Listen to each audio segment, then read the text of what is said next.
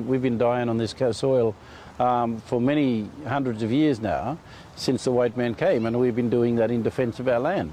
You know, they've had the superior force and mightier weapons, but they've never been able to conquer us, you know, and they've been able to imprison us, jail us and all that sort of stuff, but we've never acquiesced, we've never ceded sovereignty, and we are in defence of our land every day of the week.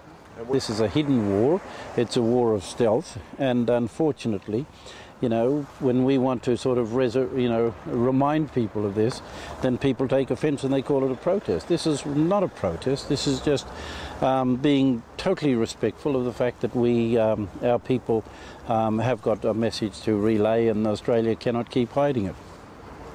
Like at Hospital Creek in 9 miles north of Brewarrina, you know, we want to excise that land there because the human bones are still visible, and that's my ancestry. They were shot at this place. We had 3 people who survived this massacre, but that was a private army.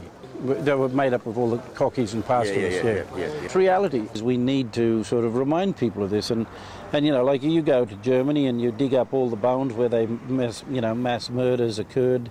In Germany, you go to Serbia now, where they buried people in mass graves where they massacred them.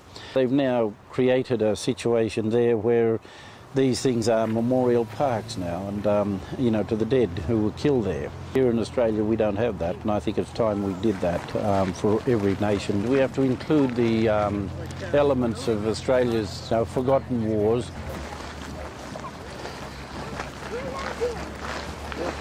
How are you, mate? I'm here again. I would shake your hand. How are you? I'm well. How are you, mate? How are you? All right. Okay. Yeah. So doing the same as last year? Yeah, mate. Just up to the top and finish at the top up there where we finished last year. Oh well, no, not a problem. Good on you, mate. Thank you. Day, won't you? I will.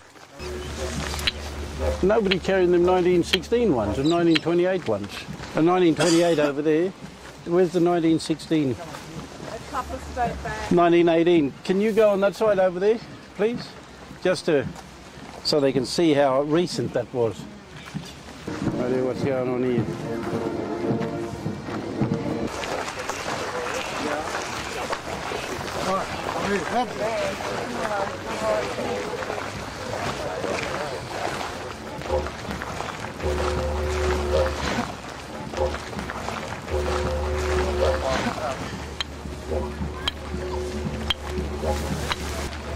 We're no longer invisible, folks.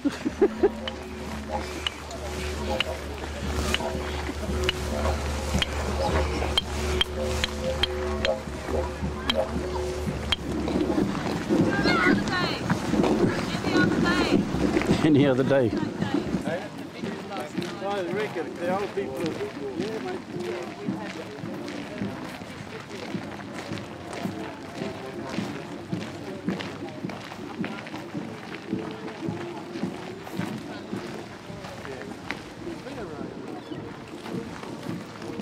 Memorial for the Aboriginal diggers.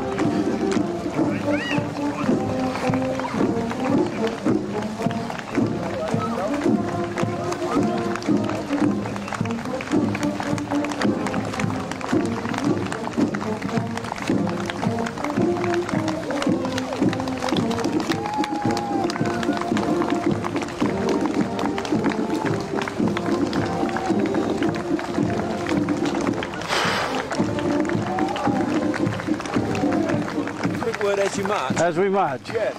What are you doing today? What's your point? We're just reminding the people that a lot of Aboriginal people died on this soil, spilling their blood in defence of their land. And this is an appropriate place to do it, an appropriate day? I think it's an appropriate time because it's a day that we remember the dead. And we remember people who fought in wars. And we can't forget our war here. That continues to go. So, I mean, obviously you don't have an official status in this march. Is that disappointing to you? Well, I think it will grow. It's like everything else. You know, from little things, big things grow. So, and we're just reminding Australia that it has a history. And are you hoping to walk all the way up here and join all the other ex-service personnel, etc.? No, we stay at the road. That'll be enough for you? That's enough for us. And that's because you feel you've made your point, you don't want to Absolutely. defend or anything? Absolutely, yeah. And our point is made, and we just want to tell the people that, you know, this is a day that we need to remember as well, and it cannot be forgotten, because there's too much forgotten in this country, yeah. And we need to bring the history out and make the public much more aware. Good to talk to you. Thank you.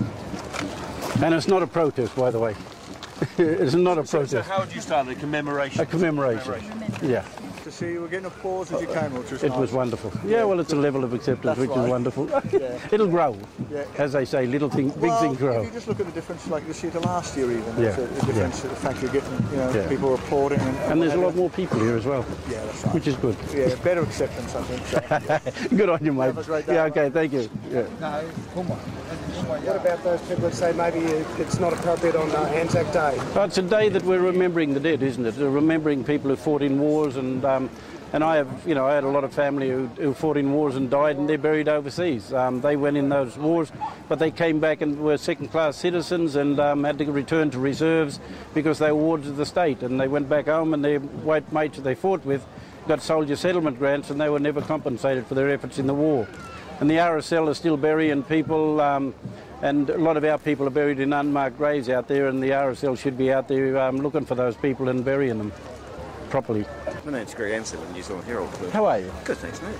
I'm just interested particularly in the response you got there. You had applause all the way up. Yes, we did. Were you expecting that? No, we got shocked last year. Sorry? We got shocked last year at the applause, and it was great. No, people understand that this is not a protest. They read the signs. I think the public are a little bit more, you know, knowledgeable and a lot more tolerant than the politicians and the administrators truly think. And it's a healing for us to see that acceptance and that they will do that. Courage, teamwork, perseverance against adversity, fairness and compassion. These are the qualities the Australian community and the ADF share.